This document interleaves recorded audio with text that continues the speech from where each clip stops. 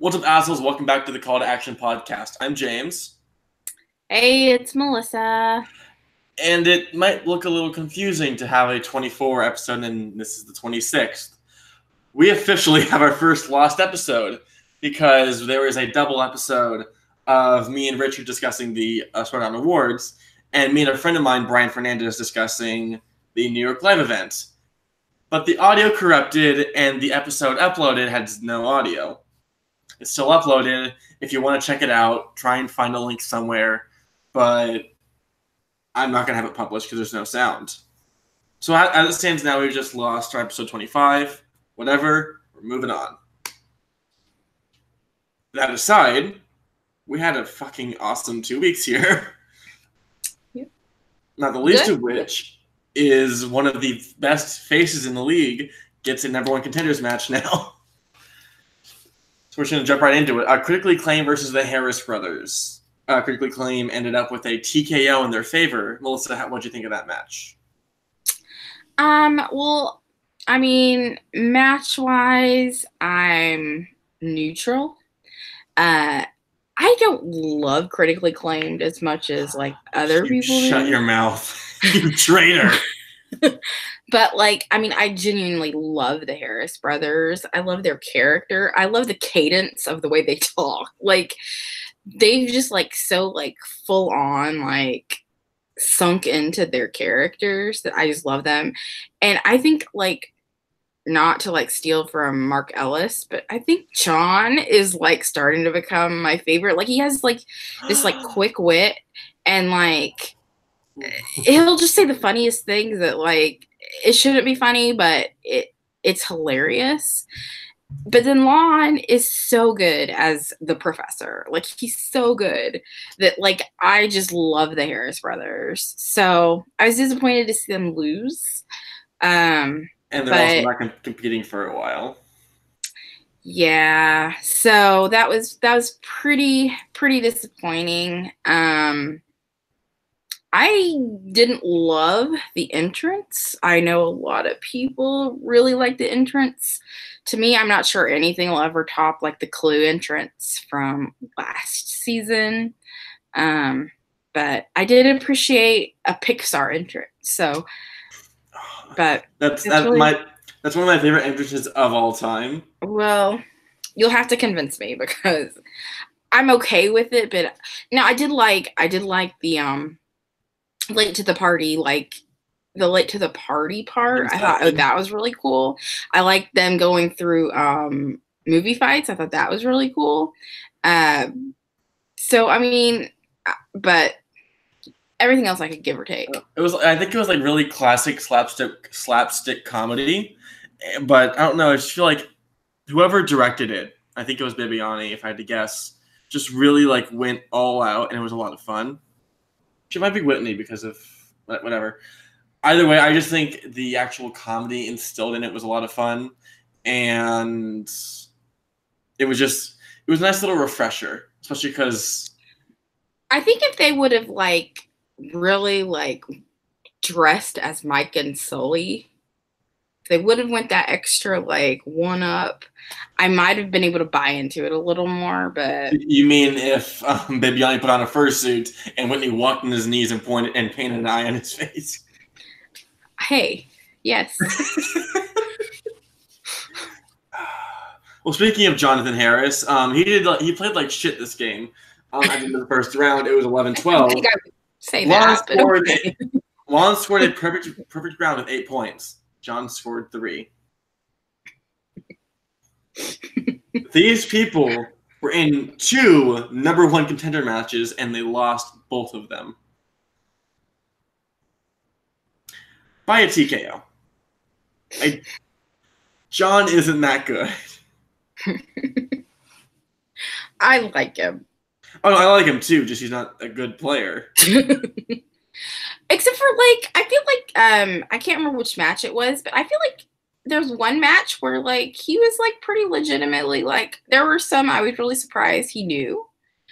But, yeah, this match, he wasn't his best self. I think that might have been the first match against... Take the Cannoli? Probably. That sounds right. I'm looking for my actual stats from that match. Shit. Wait. Okay, I got it. I scored 5 points in that one, so better than Jonathan Harris. And round 2 ends up with something interesting. Harris Brothers gets classics, which you'd think, with their entrance garb referencing Seventh Seal, they do a bit better in. They got a total of 8 points, which seems strange. 8 out of 12, but then also got a 1-point steal. So that's actually pretty good. Yeah. Yeah. I mean, I scored, I think, 4 points in total. 3 points. Either way, I think they had if you removed him from like a number 1 contenders match, give Lon Harris a better partner, it could be a really solid team. But unfortunately, Jonathan Harris just doesn't bring his. I don't say he just doesn't bring it very well.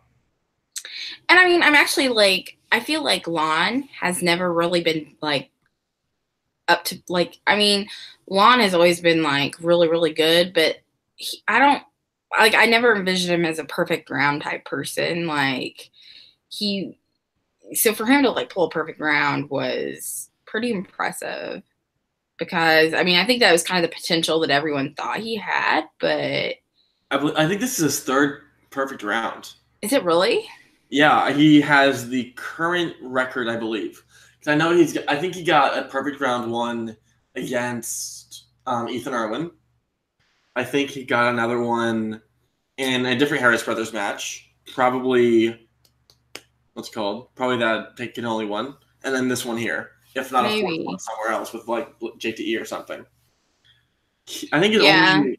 Because I know Dan Murrell has 4 now. I think, no matter what it is, I think Lon and Dan Murrell are tied for most perfect round 1s. I just don't I don't think about like him when I think about perfect rounds. I don't think about I think about Bibbs, and I don't even know how many he has had. He may not have even had that many. 2. I don't know. There's just it just doesn't when I think of like perfect rounds, Lon is just not the person that comes to my head. But right, Cody comes to mind first. Yeah. And then you look at Critically Acclaimed, they spin 90s and get a total of 11 out of 12 points for their round 2, which is why they're now the number 1 contenders. It's I'm a fan of the Harris Brothers. I like what they're doing. I like the style they have. I can't not root for Bibiani. Following this match and just seeing him with Cinemaniacs in his road to the title, he's working his way up to one of my favorite competitors. So I'm just all out rooting and loving him, and I'm so happy that he played so well this game. Yeah, I feel like I like Bibiani, I like Whitney, I like them together, but for some reason, when they're in a match, I'm always just annoyed by them. I have no explanation for it other than you're breaking my heart. I'm just God, can you miss something? Especially that. That's why I'm with Dan Murrell. That that 90s category, they were getting all these obscure questions that I thought they would get wrong, and they'd get it without even hesitating. They clearly knew it. I'm it was just driving me crazy. I was do you people ever do anything else besides watch 90s movies? Because they were getting everything, which I guess that's their era. So yeah, but at the same time, if you listen to their podcast, they are some of the most knowledgeable film pundits I've seen, especially in this space when you have people like Jonathan Harris. I think one of the big names I reference in relation to them is William Castle, who is a director who I've never even heard of, even in my 5 years in film and getting my film major. No one has ever mentioned them, and they reference him multiple times. They dedicated a whole episode to him, and that's consistently what they bring. So I don't know how to put it into words. They're just really fucking smart. the fact that Bibiani set a singles points record in his debut, and Whitney barely lost to a team who tied the team's point record, I think just shows how deep their knowledge runs. Yeah. Agreed. Yeah. Agreed. Of course, another part of me roots against them because of like the Chris Clark curse. Like he's just like Chris Clark is so like he's so adamant about his like support for critically acclaimed and those like two people that like there's just a part of me that just wants to see them fail. So this title match is going to be a lot of fun for you then. But okay. Congratulations to critically acclaimed. Yes, and on that note, they finished the match with a TKO 24-20. Harris Brothers missing all three of their that was rough. Third round. That was rough. Very rough. What was the 2-pointer again on theirs? Because I remember like I can't even remember what it was. Was it Clueless or something like that? And category of fantasy sci-fi. Who provides the voice of the monster in 2016's Monster Calls? Oh yeah, and I knew that one because it's that one was of the rough. best movies of the decade. Me too.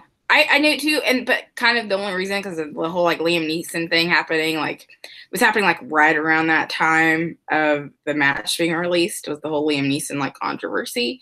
So I was like, oh, that's an awkward question, but I mean, look at his face. But yeah, his guess was not even close though. So I can't even remember what he guessed, but it was like Whoopi Goldberg. What did he get? He guessed like some female, I think. And I was like, oh, that's not even close. Like if you would have guessed like another Irish actor, like okay, like I would give him that, but he was not even like Gerard Butler. Like not even close. So it's like, well, okay. And the match ended. They had a 65% accuracy rate, which honestly, I think if you remove Jonathan from this match, Lon played really well. I think it would be like an 80% almost. Agreed. And I mean 65% even taking John into it, 65% isn't great, but it's probably like a 50-50 like win or lose percentage. I think it works better in the singles league when you bring it into teams. It's such a higher level of competition. You can't be batting that low, especially because like in the all time like best playing teams, the average accuracy rate is around 80%. Yeah. So I think Sky Wolves have the record right now with like an 85% average. The Patriots have like a 78% average. It's tight. If you keep batting 60% games, you're not gonna end up well. Yeah. So any notes before we move on to the next match? Nope, nothing on that. And we move on to Mark Riley versus. Holy shit! Why am I forgetting his first name? Drew McWeeny. Oh, I don't know why. How could you forget that? How could you forget that? I would type it out as McWeeny because I remember last season I was like, fuck McWeeny. And now I'm like, ooh, McWeeny. Oh, I should be saying ooh, McWeeny. It's like, my favorite. It's like a McDonald's sex tape. Ooh, McWeeny.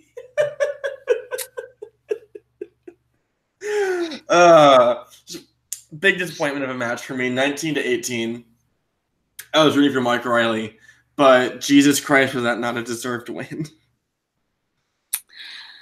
Yeah, I mean, I can't remember what the percentages were like, but it was like ridiculous, like the disparity in like the accuracy percentage. Somehow Riley won. It was insane. Speaking of 60% accuracy, Riley got a 69% and McWeeny got an 82%. Oh, I thought Riley was less than that, so I'm surprised he was even that. All this hedged on Riley hitting his 5-pointer. Yeah. which, unless I'm mistaken, was either very easy or he entirely guessed on. What was it again? His 5-pointer was, at the end of the film, The Burbs, what is in the trunk of the Klopex's car? Oh. I mean, I don't know if that's easy or I don't think it was a guess. I know I guessed it right. But I think he knew it. I think it's a matter of like how many people have seen that movie. Like how many people like in the league have seen that movie? Like Riley and his like counterparts probably have, but like I don't know, some of the younger players I doubt has. So I mean it could be a pretty hard question for someone that hasn't like delved that deep into historical comedies. So historical comedy? Hmm? Isn't the plot of the film just Tom Hanks thinks one of his neighbors is a murderer? Yeah, but I think it's like, I mean, I think it's, I don't think it's like drama though. I think it's like. Well, I wouldn't call it a historical comedy. No, I didn't mean, I don't mean a historical comedy. Okay. I meant like further back than like, yeah. I meant like, 80s because it's, further back in history than just like recent is what I meant. Not historical, like literally. Yeah. And then first round ended with McWeeny up by 8 from McWeeny is up with an 8-5, hitting his bonus question for a 9-5 lead. Speaking of historical comedy. Let's see. Mark Riley hitting his strength in round 2 with scores and soundtracks, getting 5 out of a possible 8 points, losing 1 to a steal to McWeeny. Doing all right, but unless I'm mistaken, even with the match against Guy as well, he's been like a lot less consistent in scores and soundtracks recently. Yeah, he did. I think it was a Who's the Boss match. I can't remember which one. Like, I think they ended up taking scores and soundtracks, and like he really kind of nailed it. But other than that one particular match, I mean, yeah, he's been a little bit less consistent with it. But I mean, like, he seemed like pretty like confident when he took it. Like, I mean, to give him credit, like he doesn't seem phased by it. Like, it doesn't seem like he has the yips or anything about scores and soundtracks. So that's probably a good thing. But I forget who started using that term, because I feel like I know we talked about oh no, it was Gilmore, right? The yips? Yeah. I was thinking like, is it Fresh Prince of Bel-Air? I mean, like, I was thinking like, I don't know who's used it recently, but it's probably before my time thing. But I think Brad Gilmore on the rundown was talking about how Jonathan Harris would get the yips. Oh, he would talk about Jonathan Harris and Ben Bateman would. John Harris got it in the match at the end of the tournament. And Bateman got it against Clark Wolf. Yeah, I think maybe Ellis mentioned it during a match once too. Yeah, it could be like a cultural thing. I'm just too young to understand. Yeah, I mean, it's used a lot in like, I hate to like reveal how nerdy I am, but it's talked about a lot in like golfing, which yes, I watch. So. We're on a podcast about fucking movie trivia. That's not too nerdy. So, and it's sometimes used in baseball, but like it's really specifically used in golf a lot, and so that's how I know it. But, yeah, I don't know if it's a cultural thing or it's just kind of maybe a little bit more old school. But yeah. Anyway, what were we talking about? Scores and soundtracks. Yeah. And then in round 2 also, McWeeny spawns Samuel L. Jackson and takes it, which is a strange thing. And then it was strange. Yeah, he gets 5 out of 8, losing 2 to a steal to Mark Riley. Once again, 5 out of 8, not doing great, but at least it's not his strength. But a 2-point steal is really, really big. It was a strange pick. like, I don't know if he was just so confident that he thought no matter what he got, he would be able to do well in, or I don't know. It feels like there were other categories up there that were Yeah. were going to be better for him than I mean, I don't know. The thing with Samuel L. Jackson is he has a vast filmography. Like, I mean, probably one of the greatest in like current actors working. He has such a vast filmography that like I have to imagine that's going to be a pretty tough category. So, yeah. But at the same time, McWaney is one of the more knowledgeable pundits in the Schmodown, so I would expect a lot out of him. Yeah. And then, like, the 2-pointer he loses is to the other guys, a movie that not only bombed, but just generally a lot of people haven't seen, as you guys can hear about on the Action Guys every Friday. But it's disappointing to think if he gets multiple choice on that one, match would have been tied, would have gone to sudden death, which he took JTE in 6 rounds of, so he's pretty good. Mm-hmm. It's if we hemmed and hawed over every mistake, it would end up just being sort of useless. But it's sad to think about how close he was to a victory, and the actual loss of it came from Will Ferrell and Mark Wahlberg. Yeah. Well, with McWaney, I feel like his singles career has been very like significantly like this match, where a lot of his losses have just been like kind of underwhelming losses. And like this is kind of similar in the fact that like he did enough to win, but he didn't like TK O'Reilly. He didn't like if he would have done gangbusters in round 2, it would have been over. If he would have, you know what I mean? He did like barely enough to win, but when you do barely enough to win, you usually lose. So, and I feel like all of his like singles matches where he's lost have been like that, where he's been like barely like just good enough to win, but not like overwhelmingly like crushing it. So I feel like if I have any critique on McWeeney's like singles career, it's just that he's always in the thick of it, but he's never like, just absolutely like killing it. So, I mean, I feel like this was kind of another example of him kind of letting it get away from him by just like this much. Well, I think his we're gonna get into it later. I think a manager would help him a lot, because what we see with him is that being in a team really brings the best out of him. And if you're to elevate that, working with someone else, just having someone who can teach him, like, hey, here's how you here's how you did in these matches. You need to watch these movies. You just study this category. He'd do a lot better. As he is now, as he was then, he was a rogue agent. He didn't have anyone with him. And without that, I think he lacks a little bit of that panache to really win stuff. Because he's 4-5 now in the singles league. Yeah.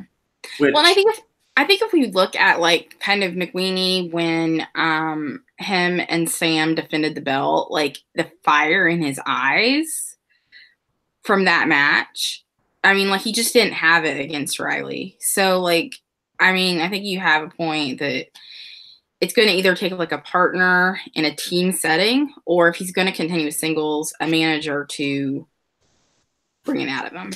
Yeah. And then, as we talk about in the final rounds, Mark Riley hits his 2-pointer and his 5-pointer. A very lucky 5-point question. And then McWeeney hits his 3-pointer and misses his 5-pointer, which I feel like is a little bit of a wash. Largely because it's very, at least in my opinion, it's very easy to guess when you really break down the question. Yeah. The one thing about this match that was kind of interesting to me, though, is I feel, and I might be the only one, but I might not be, I feel like usually by the time it gets to round 3, it's pretty much over. It's kind of like by the time it gets to round 3, unless it's like tied or real close, um, or unless it's tied pretty much. But I think once it gets to round 3, it's one player's to lose. And it's almost always over by that point. And this match, it was 3 very distinct rounds.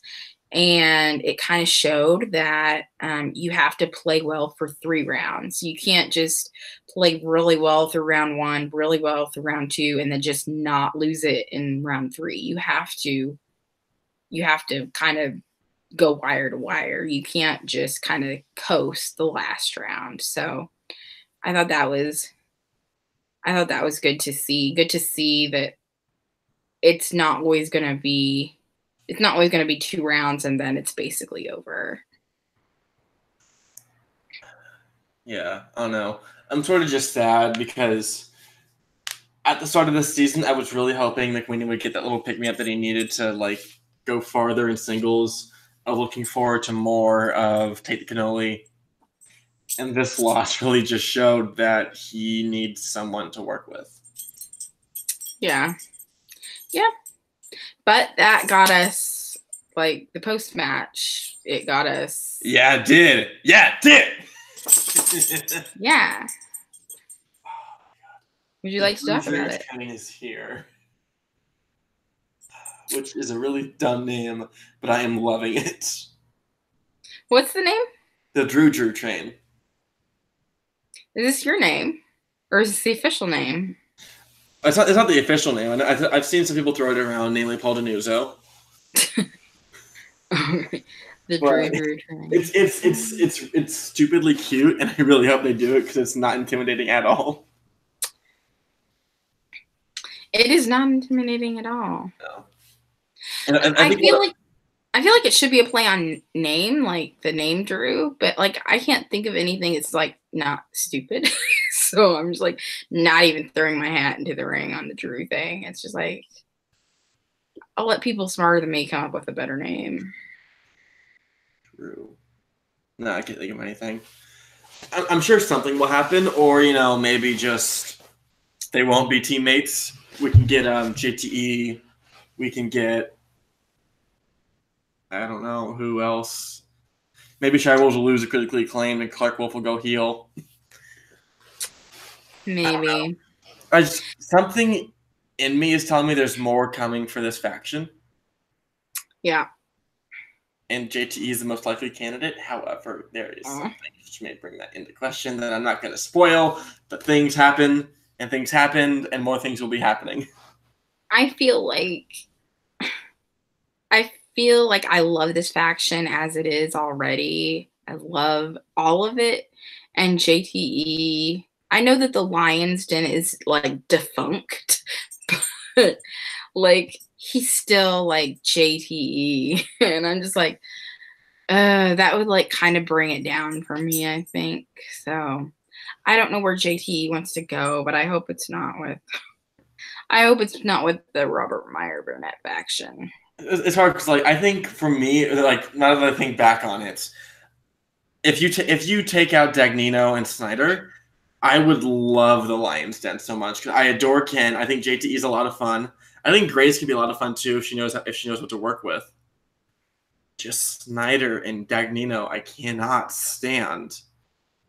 And now it's like they're sort of split because JTE was going to stick with Snyder, or JT was going to stick with Dagnino. Yeah. Now he's the boss. And Snyder was going to be with Snyder and Ken could have worked together, but now they're split. Yeah. And then Grace is doing her own thing with Ken, even though Ken was managing corruption, but they're still working together. Yeah. It's weird. Oh my gosh, I just thought of something and it kind of gave me like the heebie-jeebies. What? JTE as a horseman. It wouldn't happen. It wouldn't happen. I know it wouldn't happen. Can you imagine like all those men and there's JTE? Like, it's just like, nope, he doesn't fit in. Sorry. 3 men and a baby. You got like all the men in their Oh, no. suits. You've got like if Ben joins, Ben's got his suit. You've got Riley in his like leather jacket. Roka in his all black, and then there's JT. It's just like no, but it does make me laugh. I mean, it's all team of former belt holders. This is true. This is true. I did you wonder for a second if McWeenie was gonna take the bait, or were you pretty sure? I don't know because I was more because I haven't mentioned it yet, but in our in a fantasy league a bunch of us are in, Paul Denuzzo is a little bitch and blind bets on McWeenie and Guy being on a team together. So I was mostly just like, don't do it. Don't fucking take it. Don't give him the points. I just have to really hope that McWeenie and Guy aren't on a team together so I can actually get a good team. Because right now my two teams are the Harris Brothers and the Wildberries. Someone, even when the fucking Scream Queens are taken, I am fucked. Oh my. Yeah, I mean, I thought McWeenie was showing like no emotion. So like I was half expecting him to say like, no, I wouldn't do that. But then like, then he like joined in and it was fine. But it kind of reminded me of when like Bibiani joined the Horsemen, or when like Merle joined the Lion's Den. Like they like joined, but it was like not very convincing. Like they were just like, oh, okay, yeah, that's fine. And it kind of felt like the same, like, okay, yeah. So I don't know how all in on the faction he is, and I kind of wonder what implications this has with Sam Levine, who is no longer competing, but does McWeenie's choices, is that going to have a long-term effect on Sam Levine's career or participation in the Schmoedown? We shall see. I think it'll depend on how well he does. So just in theory, if the Drew train ends up going and fighting for the team championship belts, if they somehow win, I think we could see a return of Sam Levine.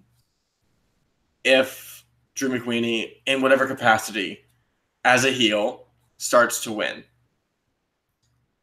Just like however, even if it was intended a different way, we got Dan Murrow back because Andrew Guy was taunting him, saying he killed the goat. We got Mark Riley to start competing again, with John Roca pushing for the Horsemen again as like an actually strong team. To get these people who are in retirement to come back, there needs to be an impetus within the game. And I think McWeenie's success would have to be that. Otherwise, Sam Levine could just end up playing at free-for-alls and exhibition matches. Yeah. Agreed. Mm-hmm. And on that note, we're going to take a little break. When we come back, we will have 2 more matches and a special interview to share with you. See you on the flip side. Great. You okay? I'm good. Just dying. Oh, hey, did you, are you paying attention to the Spark shorts on the Pixar? No. They made one about Pitbull, like a cat and a pit bull becoming friends, but the pit bull is a fighter. It's hella cute. I don't think I saw that one. All right.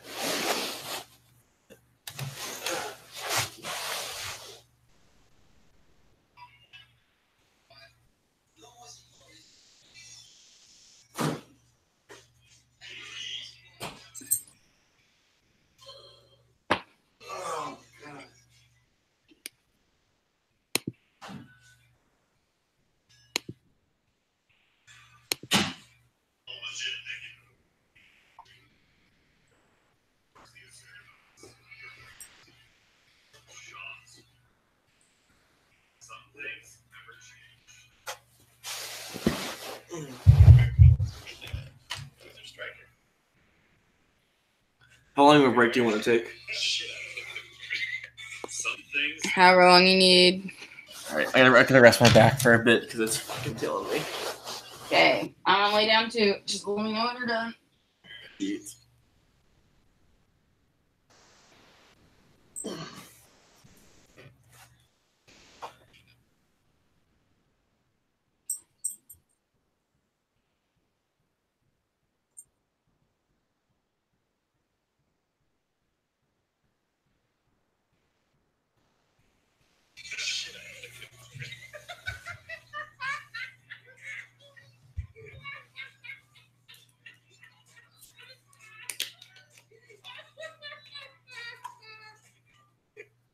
What do you think? Who's a striker? Okay. Shit out of it.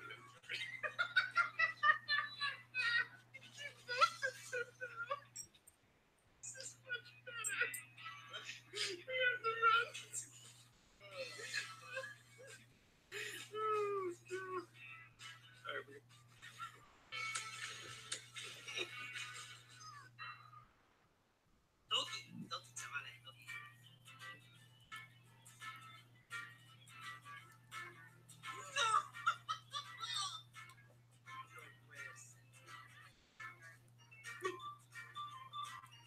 Ganz ziemlich weit oben. Ja, ich weiß. Der Bildschirm ist so hoch.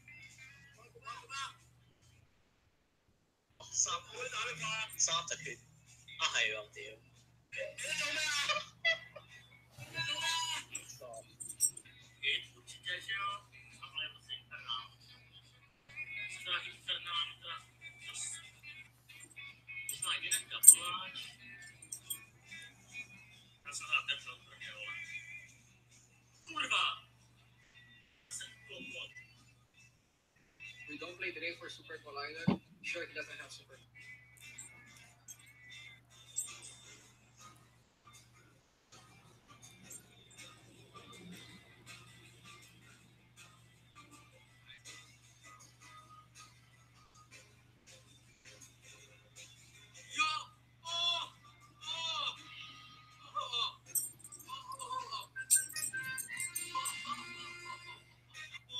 Hello, positive attitude. Thank you.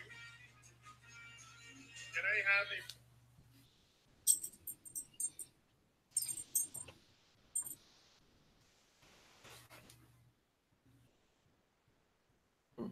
what level patron are you?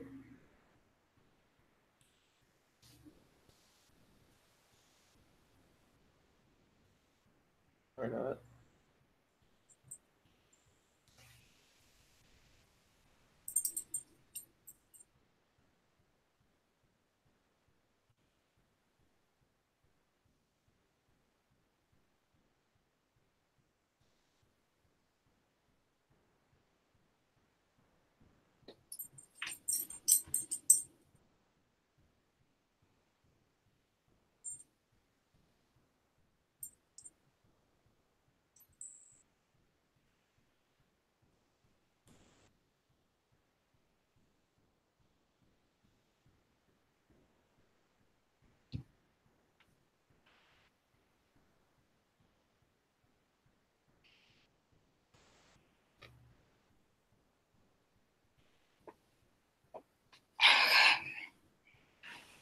What level patron are you?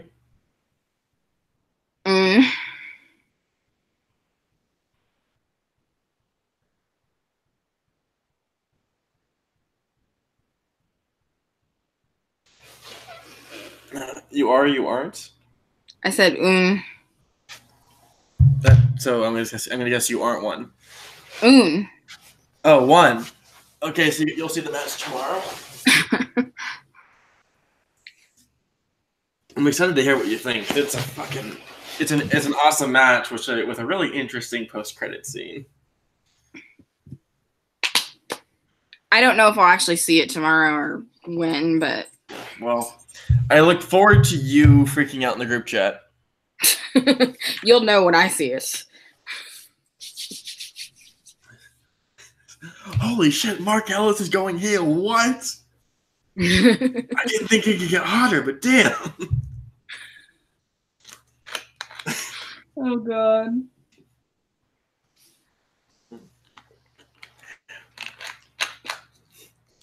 We'll say, wait, now to think about it, canonically, Dan Murrell is single. Let me compete!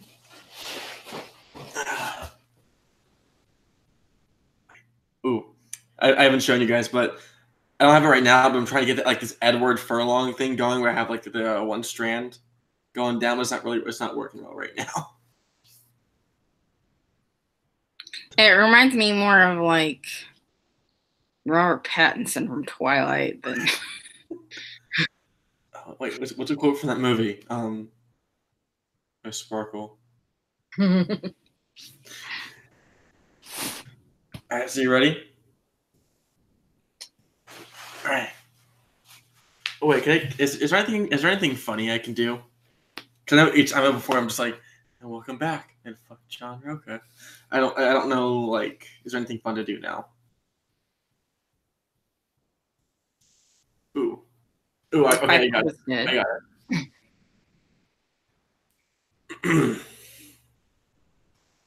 Oh wait, I can do this now. Be quiet. And welcome back from the break. Just wanted to let you all know that the reign of Emma Fyffe is over. Praise be. Thank you. Woo! Applause in the background. Yes, the Woman Hating Podcast is back. With yes, the Fight Club is with Melissa's favorite match of the year so far, Cushing versus Hlavik, one I'm sure she saw many times. Isn't that right? I saw less than one time. Well, good for you. I saw it. More than 0, less than 1. It was yeah. Okay. The match was actually pretty interesting. It was a 17-13 with another TKO for Rachel Cushing. TKO is growing pretty common in Inner Geekdom, and number one contender matches apparently. Yeah. But before all this, the match started with a pre-match scene with Emma Fyffe sort of stepping down as manager of the Fight Club. Mm-hmm. Which, I think, bias aside, I almost would have preferred if she just stepped down from being the commissioner for the teams league, because I think still giving 2 leagues to one person is sort of iffy. But I'll take what I can get in minimizing the chance of corruption. Not to say she would, but it would be possible. Right. Well, and that's kind of like, so the whole idea of her stepping down is like conflict of interest and stuff like that. But I kind of feel like this whole storyline is setting up conflict of interest. Like, I feel like maybe down the road we're going to see like an Odd Couple Shire Wolves match at some point where like Emma's going to have to get involved in something. Or maybe the Shire Wolves aren't even involved at all, but maybe like, and not that Andrico would go heel, but maybe like Snyder is being like Snyder, and Andrico has gone heel before. Snyder is a heel in real life. Right, but like Andrico, so then maybe there's like an Andrico, like Emma, like clash of opinions. Like, I just feel like this whole like not having a conflict of interest thing is actually like, I think that's kind of the plan, is for there to be a conflict of interest at some point. So we shall see. Because I have this sort of theory that one singular power can't stay in power for too long. I think this conflict of interest storyline, as you call it, I think could lead to the Shire Wolves disbanding. Not that I see it's happening anytime soon, but probably going the way of the Patriots if they defend too many times, or if they have like maybe 2 consecutive losses because they've never lost before. It could be like Clark goes heel, Rachel goes heel, which she already threatened she would. But they were too dominant of not only in the league but also of conversation last year, which makes me wonder if something new is going to happen to them. Andrew Guy, the same thing, which is why he was banned last season. Or not banned, he was banned for 6 months, 3 months, whatever it was. And then this season he split up with Ben. To keep the Shire Wolves interesting, I think this might be a little impetus for Shire Wolves either splitting up or, like you said, and Draco getting involved in some other way, as we see the start of in the match later. Yeah. Yep. But yeah, I don't think that this is like the end of like any Five Club drama. Like, even though technically the Five Club is done, I think it's probably just the beginning of some other Five Club esque shenanigans. So. And then, I just lost the video. That's great. How do you feel about, all this aside, the whole Five Club part? How do you feel about Emma having control over A, who's the boss, and B, a potential Drew team? I don't think she'd be the type to corrupt. But again, I think she would have to step back from one of the leagues just to make things fair and balanced. But we know that's not going to happen. I just have to hope that Harloff sticks to his guns and doesn't rig any matches. And even then, the closest he has come to rigging matches, Rachel almost won in a 1v2 situation. So I think everything's going to work out. I think worst case scenario would be Emma starts tampering or attempts to, and a shutdown makes her go heel, makes someone else go heel. I think we're looking too deeply. This is one chance, I think this is one opportunity where I'm going to say we probably shouldn't be expecting evil out of Fife or thinking that she is going to do something bad. I think she's fine right now. Stepping down was a nice thing. I'm glad they put it in there. Otherwise, we would have bitched. I already did bitch last week in the last episode. Great. This is just one little thing that, whether it changes the league or not, which I don't think it will have a big impact, I'm glad they did it.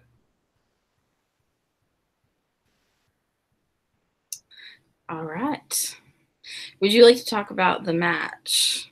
Because I have very little to say about the match. So you want to throw in what you have to say? Because I don't have much either. So I didn't watch a whole lot of it. I just kind of skimmed it mostly. I will say that Inner Geekdom has very little of my interest right now. With Mara leaving the league, with Jason Inman stepping back from the league, it just feels like there's just not a whole lot of like heavyweights left. Like, maybe Robert Meyer Burnett gets back into it. I don't know if Hector will be around. I don't know. Jeremy, he's not, in LA anymore. So I feel like there's not a whole lot of elite players left in the Inner Geekdom, and it's all going to be, it's all going to be like newbies, just like up and comers and stuff like that. And the only player that has not held the belt yet that's probably like an elite player that has not held the belt is Rachel. And I feel like she's going to get the belt. It's a foregone conclusion. So, it makes it, and it's not that I'm rooting against her. I do want her to get the belt, but it's kind of hard to watch a league when you know how it's going to end up. She will eventually get the belt. There's not going to be a whole lot of competition for her or Mike or anyone else in kind of that pantheon. So I just, unless we get some more like major inner geekdom talent involved, it's just kind of you're watching something that is going to happen. So I don't know how involved with the inner geekdom I will, or how interested I'll be until that happens. I wholeheartedly agree with you. However, I think what we're going to be seeing this week when you guys are seeing this, we are getting a lot of new competitors in the inner geekdom. Namely, there's a match going up. By the time you see this, it's either going to be today or tomorrow with Kevin Smets and I forget the other guy's name. Kevin Smets looks like a Winter Soldier, and it's a lot of fun. I can say this: the match is a lot of fun. Look forward to it. But I think Harloff is aware of with Mara and Jason leaving, it's gonna be a big impact in the league.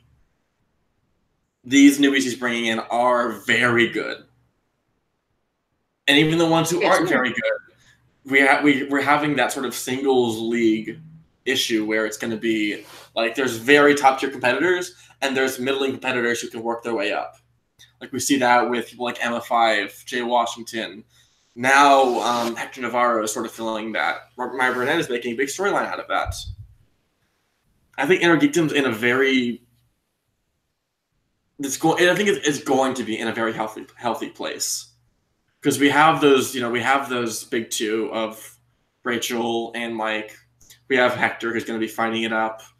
Inman might come back later in the season. Mara might come back later in the season. We're at a point where we're going to be welcoming a lot of newbies who I think could put up a very nice competition. And we saw this last year.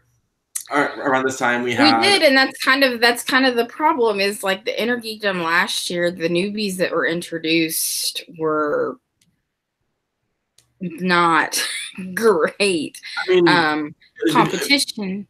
And Mara was like kind of the one shining like spot of it, but like a lot of those 5-way matches were just like nah. Well, I wholeheartedly disagree, because we had Jared Habon get 4 KOs or TKOs in one match, which has never been done before, and then you have Mark Donica, who was within a 1-point deficit. Time out. Okay, Jared Habon got 4 TKOs that match. He got 2 KOs and 2 TKOs. Who did he beat? I believe one of them was Keaton Markey, who she did go on to compete for. The other 3 were, I think, like Dorian Parks. There was... the point is they're kind of... The point is, like, a lot of them are people that have kind of fallen off, like, the radar. So, it's just like, well, I don't know. But I think we still got very good contenders out of it. Yeah, and I like Jared, and I would love him to come back, but like I don't think he's a serious contender for anything anytime soon. So, but like if we remove serious contenders from the conversations, we lose people like Stacy or Makuga, or even to an extent Ben, because he hasn't done great in singles so far. We need these people who aren't like we need people who aren't the Sam Levines, so they can work their way up. Otherwise, we like. If someone doesn't walk in and have a Bibiani level like first match and get like 100%, then what's the point of having them? True. Yeah. Okay, I'll concede that. Mm-hmm. And back to the match. First round, Rachel gets 8 points. Adam Hlavic gets 6 points. Very good on Rachel's part. Not quite a perfect round because they do have 10 points here, or 10 questions here. In the second round, Adam spins Star Wars, which I feel strange people like settling for Star Wars in a round 2. Yeah, but against I don't know. I'm not sure how I feel about it either. It's like Star Wars League is already so like it's digging deep for questions, and after. I still think that Iron Man has drained Chris Gillespie a lot in terms of question variety. it still seems too dangerous of a pool to pull from. And even after all that, I mean, Cushing got a 2 point still, which is amazing. But in total, out of the 4 questions around 2, Adam still only got 3 points. It's not good to be like, yeah, I know some Star Wars. You need to be very good, or else Star Wars is going to be a wash. Yeah. I mean, even someone like myself, who I would like, not to brag, I would do decent in Inner Geekdom. I do decently well in a lot of matches. I got 4 of the possible 8 points, and that's with multiple choice. It's with blindly guessing on a 2-pointer. It's a really tough category. And change that to movie release dates for Cushing, which, yes, is one of Adam Hlavic's strengths. That's a lot narrower of a field and a lot easier level of questions because you don't have to dig as deep. I think settling for Star Wars is probably one of the worst things a competitor can do. Unless they know it, like you said. Unless they unless that's like their bread and butter. There's no reason to take Star Wars. I just think that like the Inner Geekdom League is sort of weird in that none of the competitors in it, Star Wars is particularly a strength. Otherwise, they would be in the Star Wars League. Right. Agreed.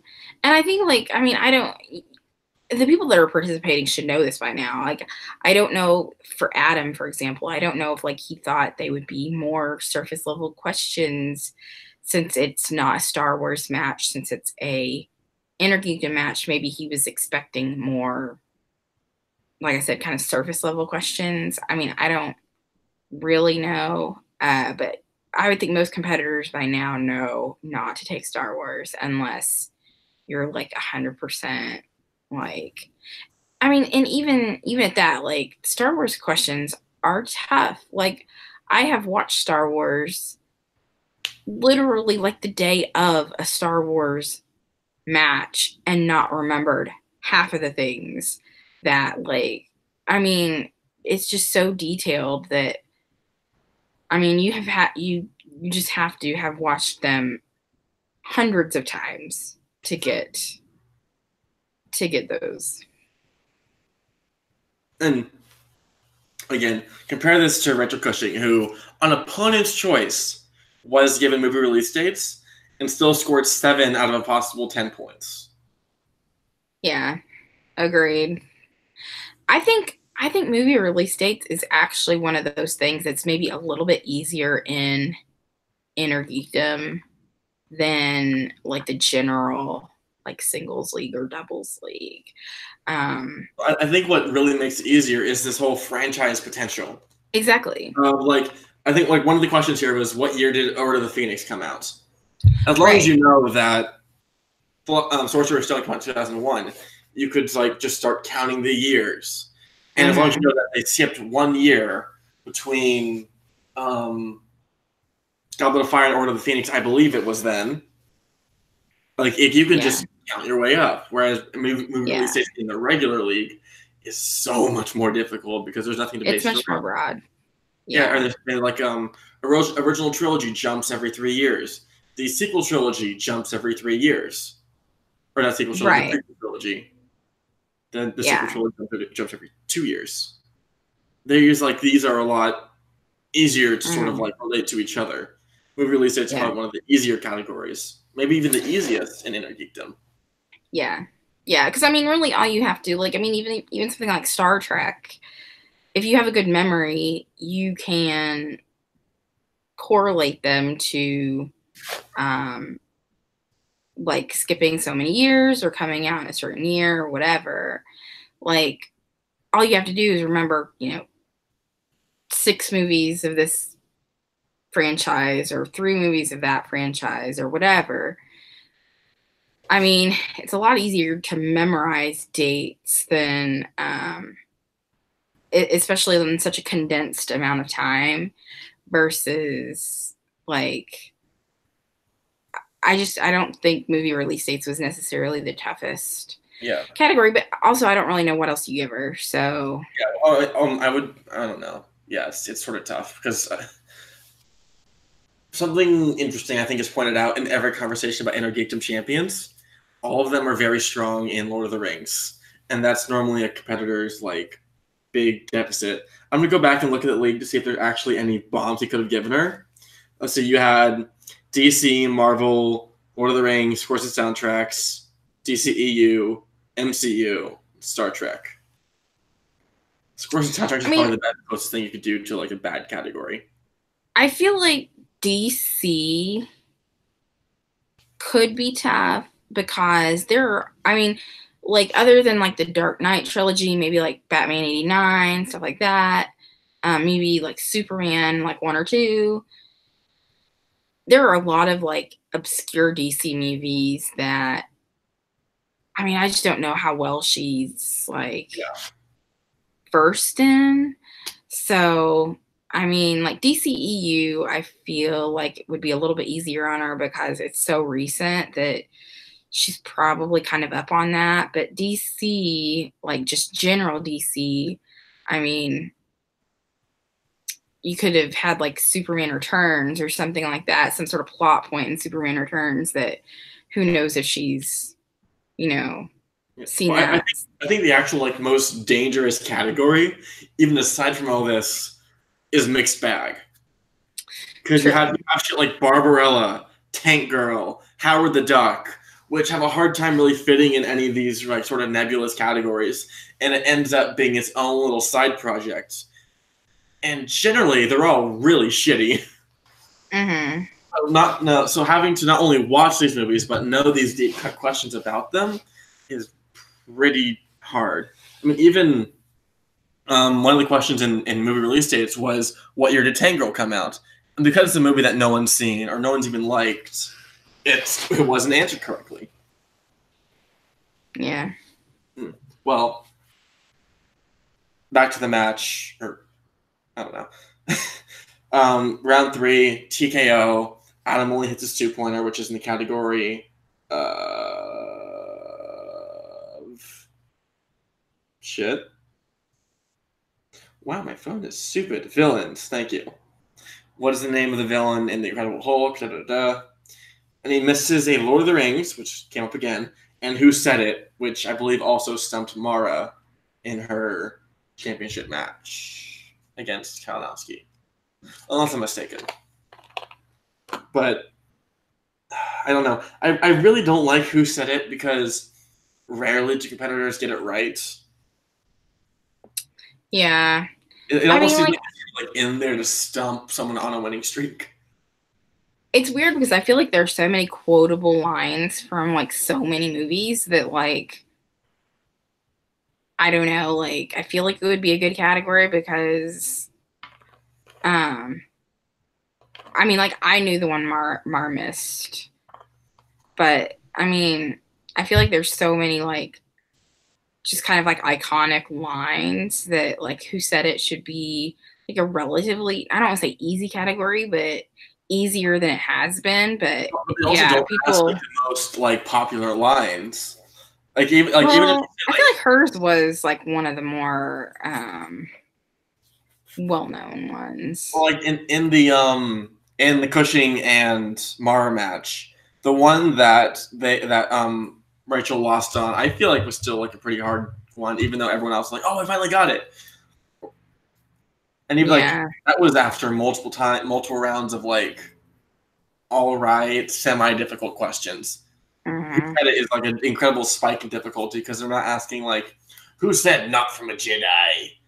or "Who said and my axe?" Like, it's not these very important lines in the films. It's just like little pieces. And he lost on the Harry Potter one, which is in these 8 films, each with like a 2-hour plus runtime. Pick out the one line from one character who may even only be in one film. It's a little more difficult. Yeah. Whatever. Agreed.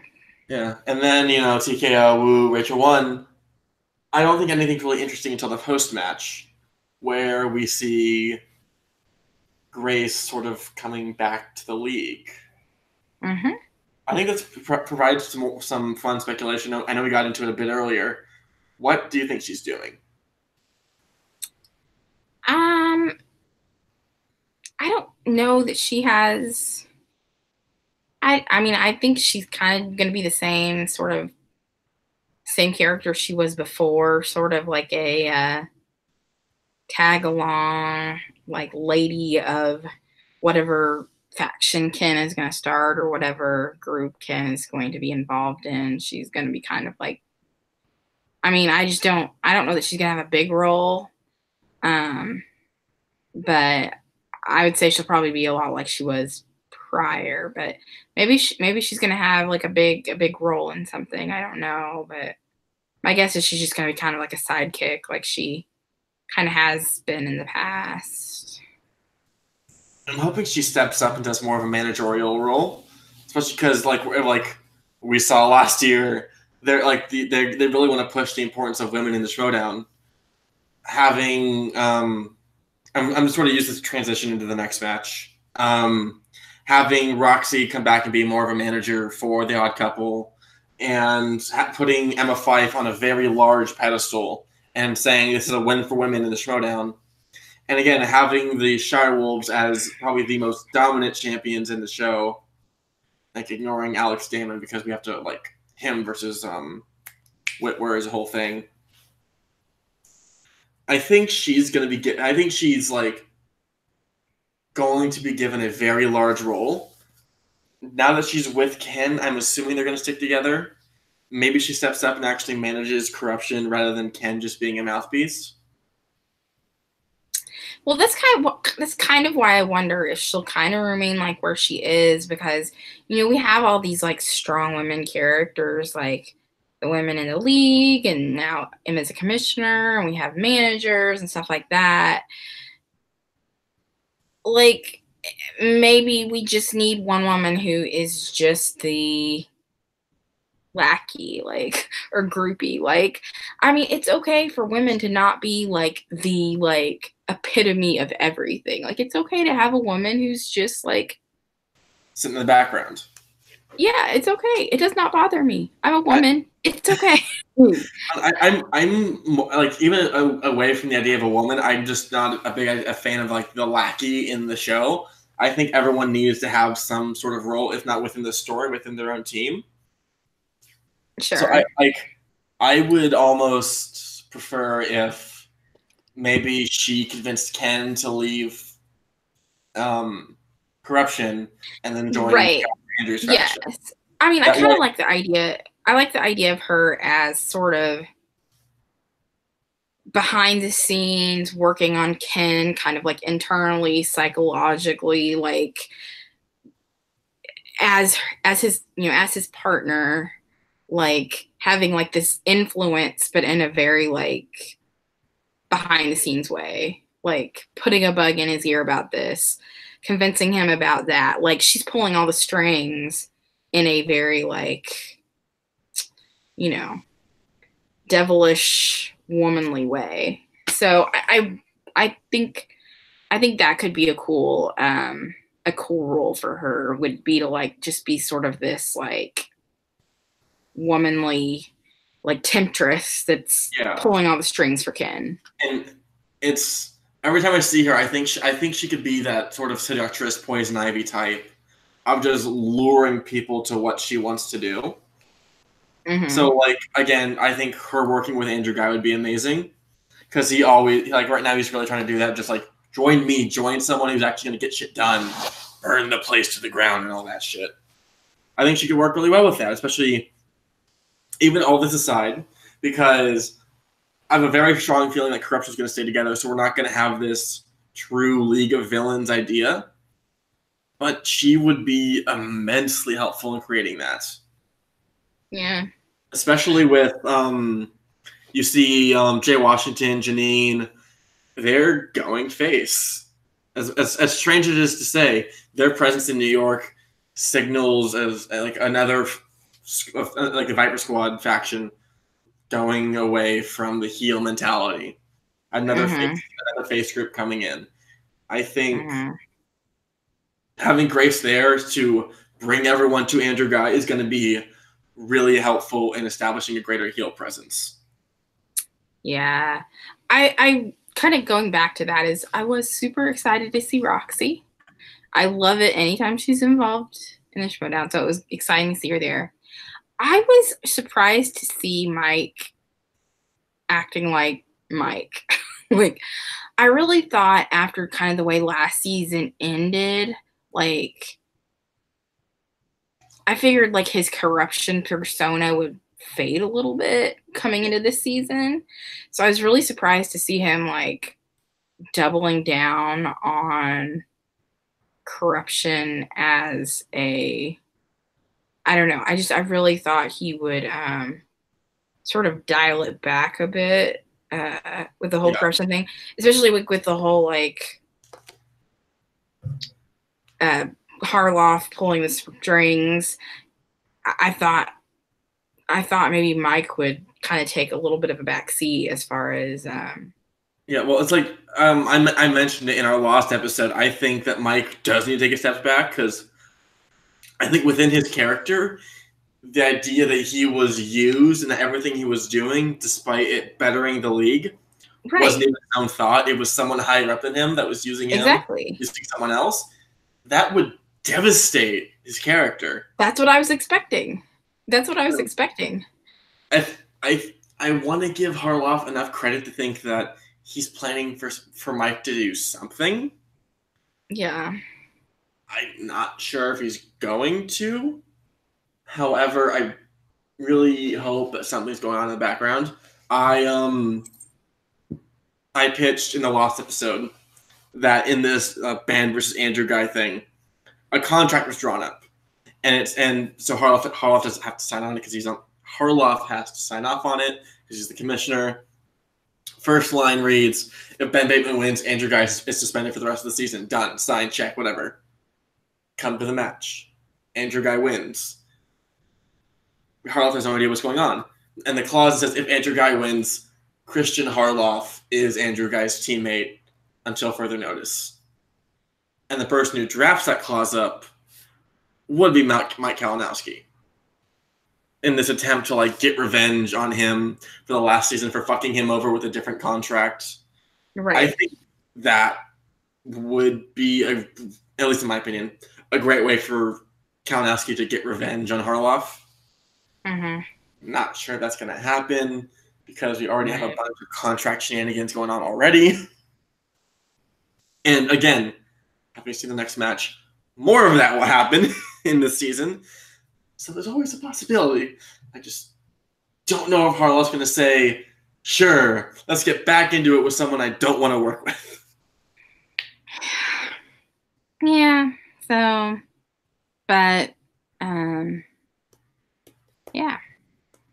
That's really all I have on that match, unless you want to kind of expand on sort of anything else Intergeekdom-wise. Like we're talking about Roxy. We're sort of like subtly moving on to the Oyama-Meyer match. But before we get too into that, I do want to transition to a segue because I actually had a chance to interview Paul Oyama earlier this week. And you guys are going to see that right now. All right. What?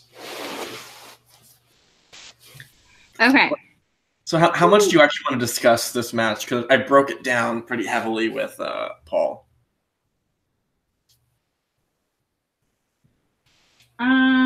I mean, we don't have to talk about the match so much as just kind of like new characters in the league and stuff like that. As well as like the post credits, obviously. That's probably pretty. Was there anything ahead of the match? No,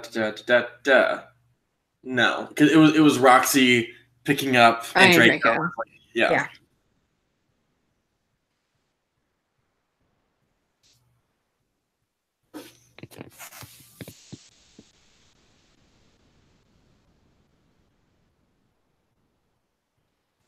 All right, so I'm hoping to gloss over this match, talk about the public reception to Oyama, and then the post-credit scene.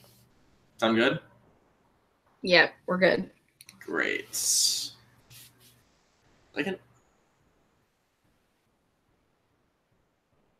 And we're back. Hopefully you guys enjoyed that. We've both known Paul for a while, so we're really happy to have him on the show. Action Army represents. But of course, we want to hear everyone's opinions on the match. So, sort of in the broad strokes, Melissa, what do you think of Paul Oyama versus Brendan Meyer? Actually, I was not really like intending to watch the match. But I ended up watching it after all. That's right. How dare you? Well, I mean, it was one of the things.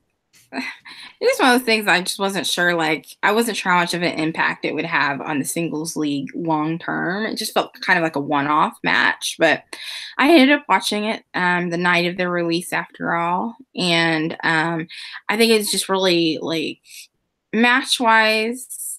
I really didn't have any strong feelings either way on the match. But I will say, like, it was nice to get a couple of new, like, personalities to the league. It was a fun match. Like, it was refreshing. The biggest shout out I want to give is to Danielle Radford. She was amazing. She was perfect on the desk. She was like a natural. There have been some people on the desk, I'm not going to name names, but they're not that good on the desk. Who are you thinking? Who are you thinking of? It's a female. Oh. Who is yes. They just yes. We hate women. It's just I just thought saying people are gonna think I'm serious. Yeah, like it's just some people have not transitioned to the desk as well as she was made for the Schmodown desk. Like, we need to have her back. And what's funny about that is, like, I like her on movie fights. I don't love her like on movie fights, but I thought she was excellent on the Schmodown. So, and I thought she played off of the competitors so well. So, she really made the match for me, honestly. Like I said, it was a fun match, but the most fun I had was probably just her quips and her playing off the competitors. So, yeah. And like I said, just getting like a couple new personalities to the league, is always an exciting thing. Yeah, I mean, I talked a lot with Paul. We skipped over Danielle, which is really disappointing because she was amazing. I'm hoping we can get more of her. I do think like also just a greater women's presence on the table would be nice. Jen Sturger would be someone who I'd like to see more often because she did really well in the free for all last year. Okay. Yeah. Yeah. Mm-hmm. But I think they talked about Danielle being on the table for the. I think they're calling it the Black Movies Patreon match. It's coming out probably next week.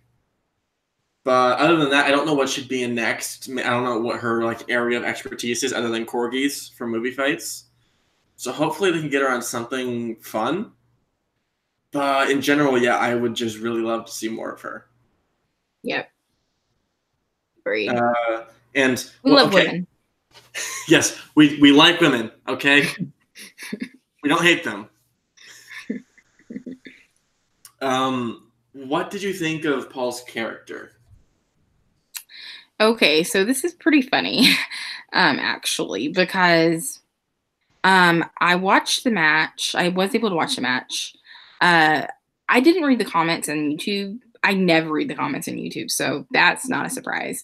But I didn't get a chance to like read through the master posts on Facebook either. Normally I kind of, get involved in the master post and stuff like that. And I didn't really get a chance to look at it. I was busy this weekend, wink, wink. And so. Person is busy or getting busy? This is a family show. Anyway. Oh, it is. Anyway, so like I just didn't have a chance to like really like delve into like the match itself. I just watched it and that was it. And when I watched it, I remember thinking to myself, like, I feel like Paul's character is very similar to Chance and very similar to Janine. And it feels like all of the fan players kind of follow the same like line of character. but I didn't think anything of it. I thought it was probably just me. I'm like, I'm probably the only one who thinks like that. And then like I get on Facebook and like it's going crazy and I see it everywhere and I'm like, oh, apparently I'm not the only one who noticed because like there's posts everywhere. There's like I'm just like, oh wow, this I can't believe this actually became like a thing. And so yeah, I mean, his character is his character. So I mean, it'd be weird to change it now. I just wonder how much of it is organic or how much of it is implemented by like Harloff. Right, or a storyline. Yeah. Like well, I think we broke into it a little bit on the interview. I'm not 100% sure. But, I mean, this is what Paul did in the fan leagues. He did the exact same shtick. Right. This is him. Right here. It's a little bit more intensified than it was there. But even then, it's not that different. I think it just came down to him and Chance are very similar. That's why they have a rivalry in the first place. All I can really imagine is that it'll be refined more in the coming matches, because I don't even like Chance's character that much, only because he doesn't talk that much. I think Oyama's going to be the more vocal version of him. Mm-hmm. So that might get him a little bit more attention and love. Or, I don't know. If you watch him in the fan leagues, he's a little bit more, not pretentious, but he knows a lot of deep cut knowledge about directors and stuff, whereas Chance seems to be going more the commercial route with his fixation on Disney and Pixar. So that could lean into a different style. Yeah, I feel like the layperson, like most Schmoedown fans, probably aren't paying attention to the fan leagues. So from like a layperson's perspective, they are probably seeing like the same character over and over and over and thinking like, why are all these characters like that? Another like thing that I think Paul did prior to the match, and it is not just Paul, it is literally every new player that comes into the league acts like they don't respect their competitor. Like, who's that person? I've never heard of him. Or what movie has he been in? Or what's his name? He sucks. And like every competitor acts like that before a match. And it's just like, it's a little bit tired at this point. I mean, I know they're kind of directed to do that. So, I mean, like, it's like I said, it's not Paul. It's just, it's everybody. Everybody has some sort of like, I don't even know who that person is. It's like, this is like 50 matches later that we're hearing the same line before matches. Like, I think you need to come up with a new trope. So, but I personally like Paul better than Chance character-wise. And I wish we would have gotten Paul first. I wish we would have gotten Paul before we got Chance. Yeah. Well, I'm not going to spoil what he told me. I think he might have told other people. I'm not sure. But we were close to seeing Paul and Chance, or we were close to seeing Paul a little bit earlier. So it is unfortunate the way things worked out. Yeah, interesting. I wish, or let me correct myself. He speculated he might have come sooner. I'm not going to say when or why, but he had the idea that he might have come on earlier than he did now. But I'm glad we at least got him at the end. Yeah, agreed. Yeah. So, I mean, we'll see how, like you said, it'll get refined. The character itself will be refined a little bit, and we'll see kind of where it goes from there. But I can't understand because I had the thought myself, like I can't understand the people that are like, why does it seem like every fan that gets into the league has the same character? You know what I mean? Which, although, I mean, like Janine, when she came into the league, she didn't have the character that she eventually did. Like that kind of came a few matches into it. I think her character almost sort of leaned on not only Jay Washington, but also just her costumes. Right. And working with Stacey Howard, she had like a little bit of a personality, like a sort of a skeleton of a personality she could lean into. Mm-hmm. So whether Paul might end up with Andrew Guy in the faction, or if he ends up with the Knights of Ken or corrupt. Now he wouldn't do corruption, but if he ends up being in a heel faction, that can help construct a character. If not, whatever. Yeah. Yeah. I would like to see him get involved in a faction. Yeah, like I said, I mean, I think I like his character better than Chance's. I just wish we'd gotten him for it'd be great. First. Yeah. As far as, is it Brandon or Brendan? Brendan. Brendan with an E. Yes. So for him, I think I might be in the minority on this, but like I really, really super liked his character and the fact that like he's sort of like an exaggerated version of a face. Like we get these exaggerated heel characters like Chance or Kalinowski. Like they're very like exaggerated like villain characters. And I think like Brendan was a very exaggerated like aw shucks character. And I liked seeing something a little bit different because the face characters that we've gotten in the past, like Cushing or Riley or whatever, they've always had like a little bit of an edge to them. They've always had like an agenda or a faction or just like some sort of like end goal.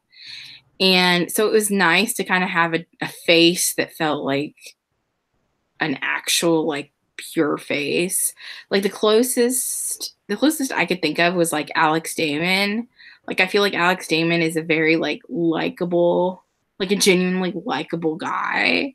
And I feel like Brennan was a little bit closer to Alex Damon's sort of likableness, likability that like I said, Rachel and Riley, people like that, their face personalities aren't necessarily like true faces.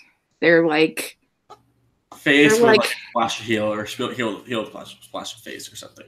Right. Or like Roca, who's I guess technically a face, but I mean, like, obviously there's a vast difference between, like, Alex Damon and John Roca as far as, like, face characters. Like, Alex Damon is the nice guy face character, and Roca is, like, the on the edge of heeldom face character. So, well, and the same thing goes for, like, there's an Andrew Guy heel and a Lon Harris heel. Like, everything's on a spectrum, which is a lesson everyone should take to heart. So, teaching lessons. Yeah, because we're an educational show. So I get what you're saying, but at the same time, I think that I don't like faces. Like I don't know. Right. It's almost too pure. No, I understand that because like obviously I'm a team action girl, so.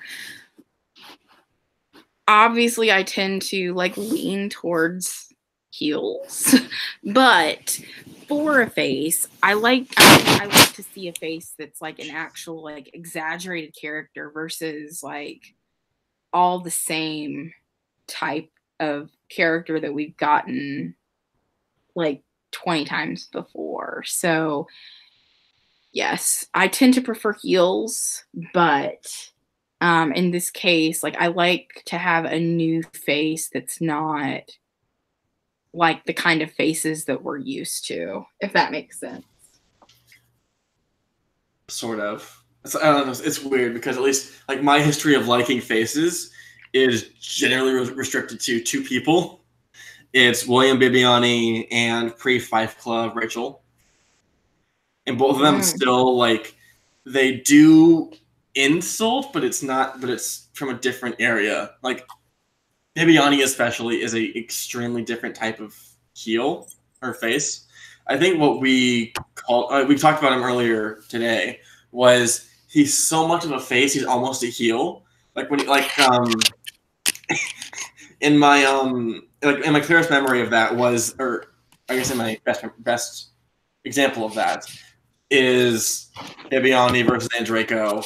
And having that sort of like promo reel after whatever match, and it was them like reacting a famous movie scene or whatever, and it's so ridiculously stupid you can't help but love it, but at the same time, he makes his entrances so elaborate that it throws off his competitors. That's one of the reasons that he beat Jeff Snyder.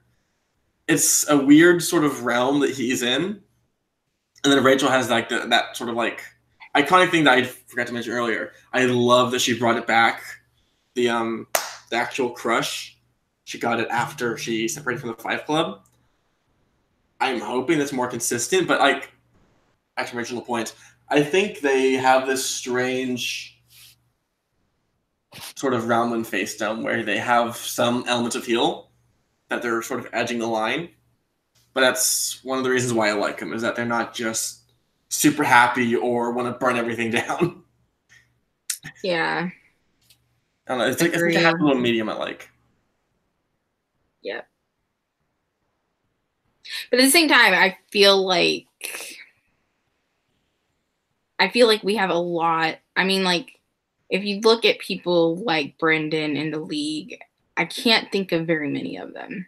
Like, there are very few people with that sort of like character. Super happy face. Like, right. Like, I mean, the one person like other than Alex Damon that I was thinking of was even like Mark Ellis. Like, I feel like Alex Damon, Mark Ellis, I mean, they're kind of like a very small group of people that are kind of very happy-go-lucky about competing.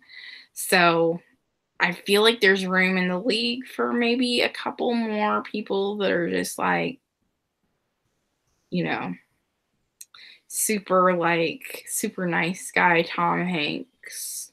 The Tom Hanks faction. I would be I don't know. But I mean, I don't know. I don't know if he'll continue on or I doubt it, only because he actually is somewhat famous and is from Canada, so it's a long way to compete. Even like Chance is from Texas and Paul is from Indiana. That's a little bit far, but it's not Canada. Mm-hmm. I think like the farthest competitor who competes regularly is Janine, and she's in Fresno.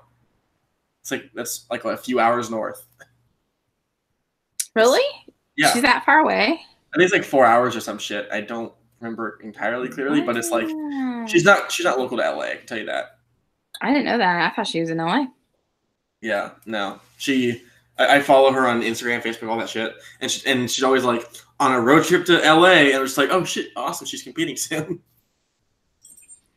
Yeah. And like on her way to New York, she spent the day with Chance, with Brandon Hanna, with Rachel Silvestrini, a bunch of those people, and like, I don't know, like she's one of my favorite people in the league because of that sort of I don't know what to call it. Like she has there's like a sort of sub family in the Schmoedown of people who compete or are like rarely on the show that she just interacts with a lot. Mm-hmm. That was fun. Yeah, I forgot that Paul was from Indiana. Like, yeah, well, it's like he's in LA a lot recently for whatever reason. But yeah, he goes to college in Indiana. Right, that's what I was thinking. Yeah, because he was at tapings. He was at the awards. Yeah. He's got stuff going on. And more than just that wink at the end there, which co-host Danielle especially loved. I could go visit him. I'm probably like when he's in Indiana. I'm probably like an hour away. Or you should road trip with him down to the Chicago Live event. It'd be up, but yeah. Whatever. I think that's about it, other than the post credit scene with Mark Riley going to the Horsemen and being like, "Hey, let's get Ben in," and they're being like, "Fuck no, we're not." Which, where do you think that's going? I think Ben's probably going to be a Horseman. I think that's where it's going. I think they thought it would probably be too easy to just be like, "Oh, hey, Ben, come join the Horsemen." So I think they probably created a whole like Roka's against it, but Riley will talk him into it storyline. I wouldn't be surprised if sort of like Ben's way into it is if he crushes Andrew Guy in whatever match they have. Yeah. I mean, if Ben doesn't join the Horsemen, I don't know who else would be like in the running. So I think it's going to be Ben. I think it's just kind of a matter of like how to convince Riley or Rocha that he's going to be the right fit. I could almost see Scott Nance joining because him and Rocha have stomped out the rivalry, and Inman was with them. I don't think so because he's just too busy to be on. Right. Maybe World's Finest could, but that's a little bit too low of a bar for them to like welcome in. Maybe Rachel and Clark, which actually make a lot of sense. But that doesn't feel right for whatever reason. Yeah, I don't like. I'm even thinking like Ben. Who would the next one be? I just don't. Let me know. Unfortunately, yeah, it would be. Okay. I can't imagine the. Well, I think they would need another champion to like fill their ranks. Like and the open. It might be Navarro. I mean, I know he's not competing, but like, I mean, really, Sam is like, kind of the only person I can see that fits the mold of the Horsemen. Like, now that I think about it, having Ben and Navarro join could be really helpful in establishing a rivalry with the Andrew Guy faction. Yeah. Or like, I just don't know, like, because you need someone to like balance out Merle. Actually, Merle's running around rivalry with Guy. Like, who could you get to like really like get Rocha in the balls? Or right? Oh, actually, I think I saw someone speculate that if the Shire Wolves lose and they break up, Rachel would go to the Horsemen and Clark would go to Andrew Guy. See, I was thinking Clark would go to the Horsemen, and I don't know about Rachel, but I like seeing their interactions online and their history in the Showdown. I think Clark would have an easier time going heel. Yeah.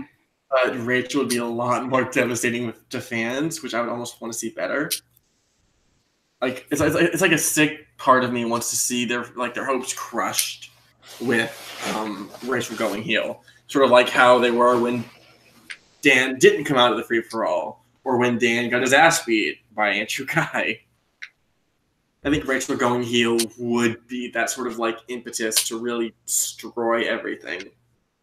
And we could get the team of Rachel, Cushing, and Andrew Guy back, because I would love to see that. Yeah. I'm kind of wondering, like, long term, if this season we'll see Rocha overthrown. What do you mean? As, like, the leader of the Horsemen. I think we have a very, very real possibility of him stepping down this season. Because he's made a lot of threats in the past. The first chance we're going to see this is whenever he faces Ethan Irwin. Because he's coming off a number one contenders match, and Rocha is coming off of a loss of a championship. I think if they each play one match, each win, we get Rocha and Irwin 2. If Rocha loses, he's out of the league. If Rocha gets to a single title shot and he loses, out of the league. And if he wins one defense, and he said he could retire happily. So he'd keep defending until he loses, which good luck if he even fucking defends it. So Rocha's probably out of the league this season. I'd put my money on it. Yeah. I kind of think he will too. I guess I'm kind of thinking storyline wise, how are they going to write him out? Like, is he going to? It'll be the same way Levine retired. Just very honestly saying, I've done what I wanted to do. I've had an impact in this league. I'm going to step back. You don't think that Rocha would want to go out like guns blazing, like the biggest dramatic, like? I think I'm going to try and not hit too hard here because I very well could. I think he would honestly just, if he were to do that, he would tackle Andrew Guy, which I would fucking love to see. like I'm really disappointed we missed this in my whole showdown. Like in the last episode, I pitched a Schmodown Throwdown, which was a Andrew Guy faction and Horseman battle. If that were to happen in any capacity, even outside of the Throwdown, if Andrew Guy's faction wins, that would be the perfect moment for Rocha to say, "Fuck you, fuck this league, fuck all of you who ruined my chances," and he just sacks Andrew Guy, takes him out, and President Harlow takes him aside. He's like, "I need to punish you, but you're my friend. I need to, what do you want?" And he's like, "I'm done. I'm out of this league. You cannot convince me to stay in. I'm done." And he just leaves. Yeah, that's something I can see. That would be perfect. And honestly, I think if we keep this pattern going of a tackle happened every spectacular, Rocha tackling Andrew Guy then would be a great little change. And then maybe Rocha steps back and just the singles commissioner or some shit. Or replaces Emma as a teams commissioner or something. Either way, I want to see him tackle Andrew Guy. I love Andrew with my whole heart and soul. You know this. Of course. I kind of worry about his little body taking on.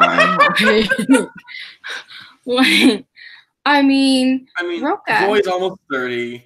He, according to Rocha, he knows how to tackle very well from high school football days or some shit. I'm not worried about him because he's doing it very well.